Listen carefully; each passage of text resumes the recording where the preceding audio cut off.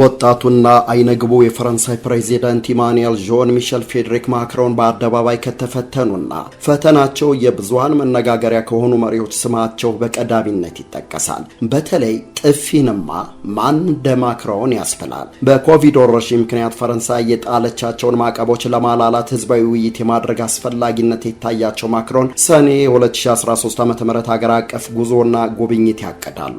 የእቅዳቸው አካል ወደ ሆነችው የደቡብ ምስራቅ ፈረንሳይዋ ታህሌህ ሚታጅ መንደርም ይደርሳሉ። በአካባቢው የሚገኘውንና በሆቴል መስተንግዶ ተማሪዎችን የሚያሰለጥነውን ትምህርት ቤት ጎብኝተው ሲወጡ በብረት ፍርግርግ አጥር ዙሪያ ተኮልኩለው ወደሚጠብቋቸው ሰዎች በአትሌታዊ ሩጫ በህንዳዊ ሰላምታ ይንደረደራሉ። በተሰበሰቡት ሰዎች መሃል የሚገኘው የ28 ዓመቱ ዴሚየን ቲራል ያቀደውን ከሱ ውጭ ማንም አያውቅም። ማክሮን ወደ ህዝቡ እንደተጠጉ ቲራል ጠረንገሎ መዳፉን ጆሮ ግንዳቸው ላይ ያሳርፈዋል። ያልጠበቁት የጥፊ መርግ የደረሰባቸው ማክሮን ጥቃት ሰንዛሪውን ለማጥቃት እንደ መቃጣት ቢላቸውም በደህንነት ጠባቂዎቻቸው ተገላግለው ገለል ይደረጋሉ። ቲራል ማክሮንን በስም በመጥራት ከመሳደብ ባለፈ ጥንተ ፈረንሳይ አርበኞች የሚታወቁበትን መፈክር በማንሳት ተቃውሞውን ገለጸ። አብርሃም ሊንከንን በቲያትር አዳራሽ በሽጉጥ ከገደለ በኋላ ሲክስ ኢምፐር ታይራኒስ በማለት እንደፎከረው የመድረክ ተዋናዩ ዦምቦስ ለአምባገነኖች የሚገባው ቅጣት ይህ ነው ተብሎ ሊተረጎም ይችላል። በድርጊቱ ተከሶ ፍርድ ቤት የቀረበው ቲራል የማክሮንን ጉብኝት ቀድሞ እንደሰማ የበሰበሰ እንቁላል አሊያም የክሬም ድፍድፍ ሊጥልባቸው አስቦ እንደነበር አምኗል። ጥፊው ግን በእቅድ ውስጥ ያልተያዘ ድንገት ያፈጻጸም መሆኑን አስረድቷል። ድርጊቱን ለመፈጸም ያነሳሳው ምክንያት ሲያስረዳ ማክሮን ፈረንሳይን አዝቀት ውስጥ አስገብተዋታል የሚል ነው። ቲራል ለፍርድ ቤቱ በሰጠው ቃል የማክሮንን መንበር አነቃንቋል በተባለው ጸረ መንግስት ተቃውሞ ላይ ተሳታፊ መሆኑን አምኗል። ፖሊስ በዕለቱ የቲራል ግብረ አበር ነበር ያለውን ግለሰብን ቁጥጥር ስር አውሏል። የግለሰቡን መኖሪያ ቤት የፈተሸው ፖሊስ የጦር መሳሪያ፣ የአዶልፍ ሂትለር ማይን ካምፍ መጽሐፍ፣ የኮሚኒስቶች መለያ የሆነው ማጭድና መዶሻ አርማ ያለበት ቀይ ሰንደቅ አግኝቷል። ሰውየው ከማክሮን ጥፊ ጋር ባይገናኝም ህገወጥ መሳሪያ በመያዝ ተከሷል። ይህ ሰው ማክሮን በጥፊ ሲመቱና ሲገላገሉ የሚያሳየውን ተንቀሳቃሽ ምስል በስልኩ ቀርጾ ለዓለም ያጥለቀለቀው ግለሰብ መሆኑን ስንታችን እናውቅ ይሆን? የማክሮንን ጥፊ ፍራንስ 24ን ጨምሮ ታዋቂ የመገናኛ ብዙሃን አውታሮች ርዕሰ ዜናቸው አድርገው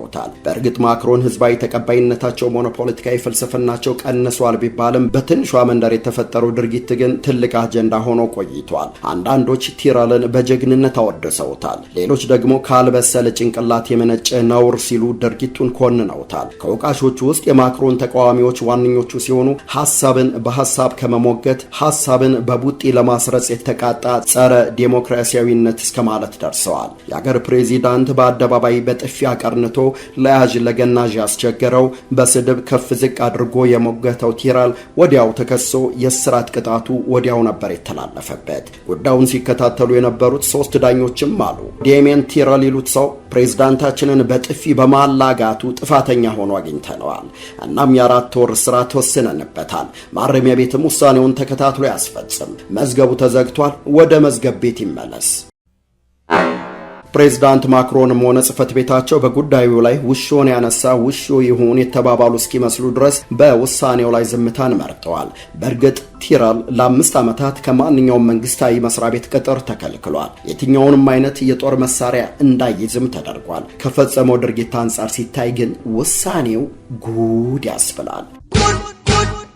አሁንም ስለ ማክሮን እንምከር። ህዝባዊ ቅሬታ የሚነሳባቸው ማክሮን ትዳራቸውም የዚያኑ ያህል የጥያቄ ማዕከል ነው። በ24 ዓመት ከሚያስከነዷቸው የ72 ዓመቷ ቀዳማዊት እመቤት ብሪጂት ማክሮን ጋር የመሰረቱት ትዳር 18 ዓመት ቢሻገርም ዛሬም የብዙሃኑን ቅንድብ ከፍ የሚያደርጉ መሟገቻዎች ይሰነዘራሉ። የመጀመሪያው የዕድሜ ርቀታቸው ነው። መረጃዎች እንደሚያመላክቱት ብሪጂት ከቀድሞ ትዳራቸው ያፈሯቸው 3 ልጆቻቸው ሳይቀሩ ማክሮንን በዕድሜ ይበልጧቸዋል። ምዕራባዊውን ዓለም የተጠናወተው የጾታ ለውጥ ጉዳይም ከብሪጂት ጋር ተደጋግሞ በተቀናቃኞቻቸው በኩል ይነሳል። በእርግጥ ቀዳማዊት እመቤት ጉዳዩን ስም ማጥፋት ከማለት ባለፈ እንዲህ አይነቱን መልእክት ደጋግመው አስተላልፈዋል ያሏቸውን 2 ሴቶች ፍርድ ቤት አቁመዋቸዋል። የ5000 ዩሮ ካሳም ለብሪጂት ተበይኖላቸዋል። እስካሁን ከማክሮን ጋር በዘለቀ የትዳር ቆይታቸውም ከአብራካቸው የተገኘ ልጅ የለም። ፍቅር በመንፈስ ቁርኝት እንጂ በዕድሜ ቁጥር ልጅ በማፍራት እንደማይለካ የሚሞግቱት ማክሮን ግን እሷን ለኔ ተዋት ባይ ናቸው። ምን ነው በተዘፈነው ልክ በተናገሩት መጠን በሆነ ይህ ደቡብ ምስራቅ ይሉት አቅጣጫ ክፉ ገዳቸው የሆነ ያህል አሁንም እንደ ጥላ ተከተላቸው። በደቡብ ምስራቅ ፈረንሳይ ጥፊ ያስተናገዱት ማክሮን በግንቦት 2017 ዓ.ም ደቡብ ምስራቅ ኤዥያን ለመጎብኘት ይነሳሉ።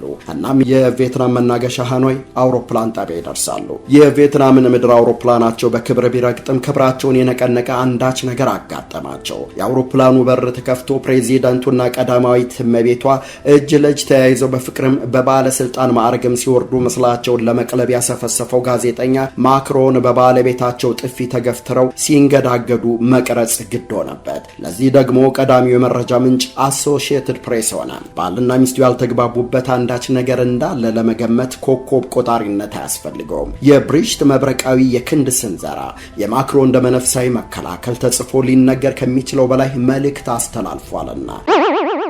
አስገራሚው ሁኔታውን የተረዱት የቪየትናም አየር መንገድ ባልደረቦች ነገርየውን እንዳልታዘቡና ምንም ነገር እንዳልተፈጠረ አድርገው ስራቸውን ብቻ በመስራት ያሳዩት ምግባር የመርህና የዲሲፕሊን ሰውነታቸውን ቁልጭ አድርጎ ይመሰክራል። የእነሱ ትህትናና የሙያ ስነ ምግባር ግን እውነቱ ለሚሊዮኖች እንዳይደርስ አልተከላከለም። የፈረንሳዮችን ግድፈት ለሚነቅሱት ሩሲያኖች አጋጣሚው በገና ጾም ዋዜማ የተገኘ ቁርጥ ስጋ ሆነላቸው። ነገሩን አጫጫሁት። የሩሲያ ውጭ ጉዳይ ሚኒስተር ማሪያ ዛካሮቫ በቴሌግራም ገጻቸው ፕሬዚዳንቱ ተገቢው አቀባበል ተደረገላቸው በሚል ሽሙጥ ይጀምሩና ቀዳማዊት እመቤት ለዳሰሳ ያነሱት መዳፍ ወደ ጥፊ ተቀየረ ወይስ በፍቅር የባለቤታቸውን የሸሚዝ ቁልፍ ለማስተካከል የተሰነዘረው መዳፋቸው በስህተት ወደ ተወዳጅ ባላቸው ፊት ተወናጨፈ እስከ ማለት ተሳልቀዋል። ከዚህም አልፈው ምናልባት ጥፊ የሰነዘረባቸው የክሬምሊን መዳፍ እንዳይሆን እስከ ማለት ደረሱ።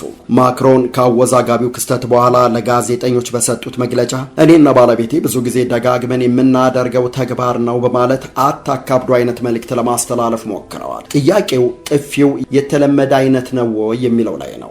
ነውም አይደለምም ለማለት ባያስደፍርም ከጥፊው ክስተት በኋላ ማክሮን ክንዳቸውን በክንዳቸው እንዲያቆላለፉ ለተወዳጅ ሚስታቸው እጃቸውን ቢሰነዝሩም ሴትየዋ ፊታቸውን እንዳኮሳተሩ አትጠገኝ በሚያስብል መልኩ ከአውሮፕላን መውረዳቸው ጉዳዩን በቀልድ እንዳይታለፍ አድርጎታል። ጽንፈኛ ቀይ አክራሪዎችን በአስገራሚ ብቃት አሸንፈው የስልጣን መንበሩን የተቆናጠጡት ማክሮን ከበዛ ተደናቂነት ወደ በዛ ተነቃፊነት መሸጋገራቸውን መረጃዎችንና የህዝብ አስተያየቶችን በማጣቀስ መገናኛ ብዙሃን ይዘግባሉ። እኒሁ መገናኛ ብዙሃን ኒኮላስ ሳርኮዚ፣ ፍራንሷ ኦላንድ እና ዣክ ሽራክን የመሳሰሉ የፈረንሳይ ፕሬዚዳንቶች ተመሳሳይ ህዝባዊ ቅቡልነት ቢያጡም የማክሮንን ያህል ግን የተጠላ የለም ይላሉ። ያም ሆኖ በባለቤታቸው የተደረገባቸው የጥፊ ሙከራ ግን አሁንም ሐዘኔታን ከተወሰኑ የህብረተሰብ ክፍሎች አትርፎላቸዋል። ጥፊው እጅጉን ያስቃል።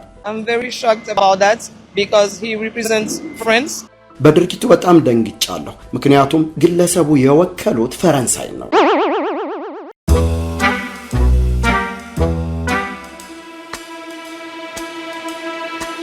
በዳውድ ጃዋራ ላይ መፈንቅለ መንግስት አድርገው ጋምቢያን ለ22 ዓመታት ቀጥቅጠው ገዝተዋል የሚባሉት ያያ አብዱል አዚዝ ጀሙስ ጃንካንግ ጃሚህ የስልጣን መንበሩን የተቆናጠጡት ገና የ29 ዓመት ወጣት መለዮ ለባሽ ሳሉ ነበር። የአፍሪካዋን ዱባይ መመስረት ይፈልጋሉ የሚሉት ያያ ነፃ ንግድ፣ ነፃ ኢንተርፕራይዝ ኢኮኖሚን ለማስተዋወቅ ሞክረዋል። መጀመሪያ አካባቢ የጋምቢያውያንን የኑሮ ደረጃ በተወሰነ ስለማሻሻላቸውም ይነገራል። ግን እንደ በርካቶቹ የአፍሪካ መሪዎች ጃሚህ በአምባገነን አመራራቸው በፕሬስ ነጻነት አፋኝነታቸው ይወቀሳሉ። ሰብአዊ መብት በመጣስና ያለ ፍርድ ሰላማዊ ሰዎችን በመሰወር ወህኒ በመወርወር አለፍ ሲልም በመግደል ስማቸው በክፉ ይነሳል። ከምንም በላይ ደግሞ ልክ ያጣዋቂ መስሎ የመታየት ችግር እንደነበረባቸው ዘገባዎች ያስረዳሉ። ያያ ጃሜህ የጋምቢያ ፕሬዚዳንት፣ የጦር ኃይሎች ጠቅላይ አዛዥ፣ የመንግስት መከላከያ ሚኒስትር ዋና ጸሐፊ፣ የጋምቢያ ሚስጥራዊ ህገ መንግስት የበላይ ጠባቂ ከሚሉት ፖለቲካዊ ማዕረጋቸው በተጨማሪ ተአምር ሰሪው የሚል ቅጥያ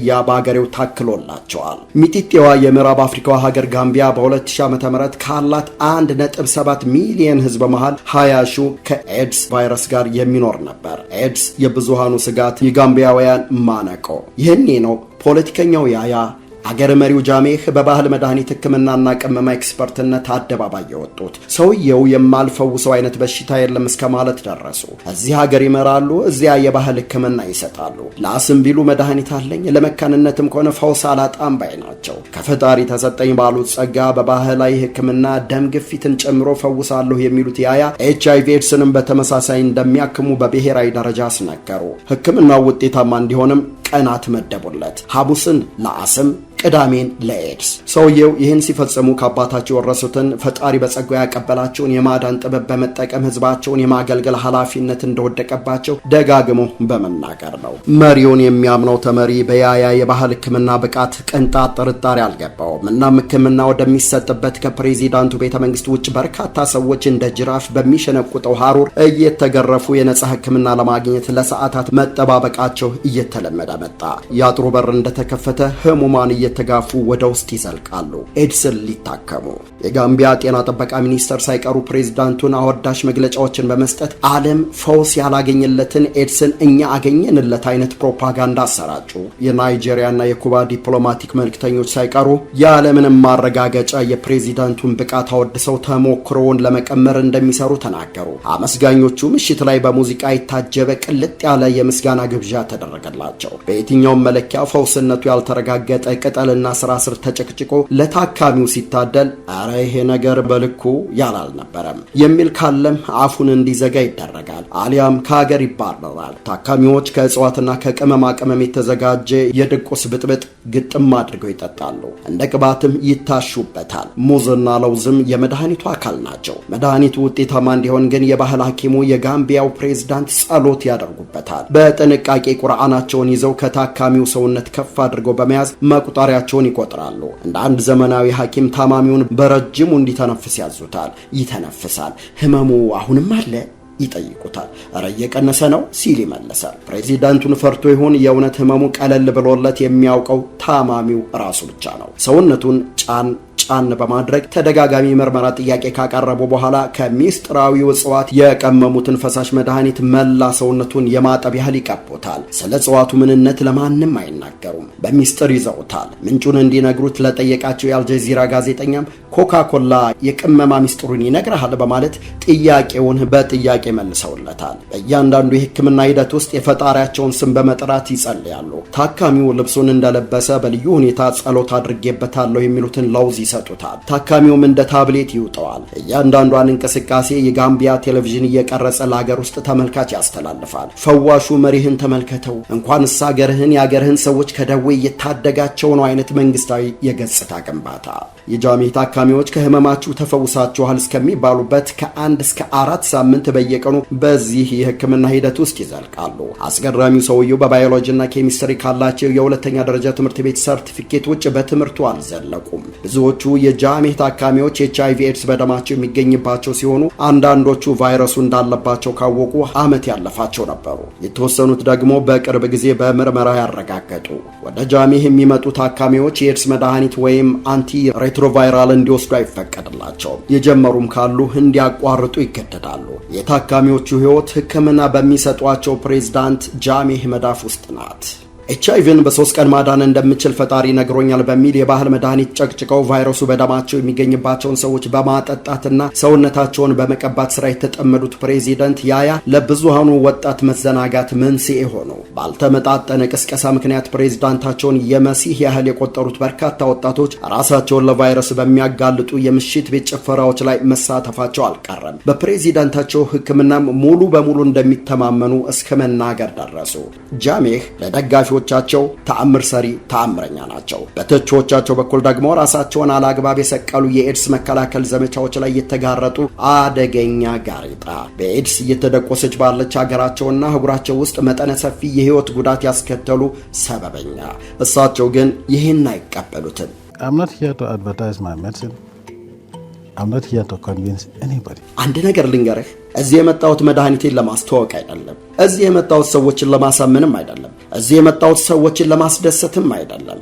እዚህ የመጣሁት የምሰራውን ለመስራት ነው። ዋናው ነገር ይሄ ነው። የሆነ ሆኖ ግን የፕሬዚዳንቱ ከእጽዋት የተቀመመ መድኃኒት እንኳን ሴድስን ሊያደን የህሙማኑን ውስጣዊና አካላዊ ስቃይ አባብሶ ሞታቸውን አፋጠነው። በፕሬዚዳንቱ ሕክምና ሲሰጣቸው የነበሩ በመቶዎች የሚቆጠሩ ሰዎች ሚስጥር እንዳያወጡ በሚል በተወሰነ አካባቢ የእስረኛ ያህል ተገለው እንዲቆዩ ተደረገ። ጃሜህ በጥር 2009 በህዝባዊ ምርጫ ተሸንፈው በህዝባዊ አመፅ ከሀገራቸው ሸሽተው ኢኳቶሪያል ጊኒ ኑሯቸውን ካደረጉ በኋላ በ2011 ዓ.ም የተቋቋመው የእውነት እርቅና ካሳ ኮሚሽን አንድ ሪፖርት ይፋ አደረገ። 41 ሰዎች በፕሬዚዳንቱ ሕክምና ምክንያት በኤድስ ህይወታቸውን አጥተዋል። ይህ በስም የተገኘ በሰነድ የተረጋገጠ ብቻ ነው። ቁጥሩ በብዙ ሊያሻቅብ እንደሚችል ግን አደባባይ ያልወጡት የፕሬዚዳንቱ ሰለባዎች በተለያዩ አጋጣሚዎች ጥቆማ መስጠታቸው አልቀረም። በዚሁ የፕሬዚዳንቱ ያልተሳካና ሀግ ባያጣ የሕክምና ዘመቻ ምክንያት ቫይረሱ በደማቸው ውስጥ ያለባቸው ሰዎች ቁጥርም ቀድሞ ከነበረው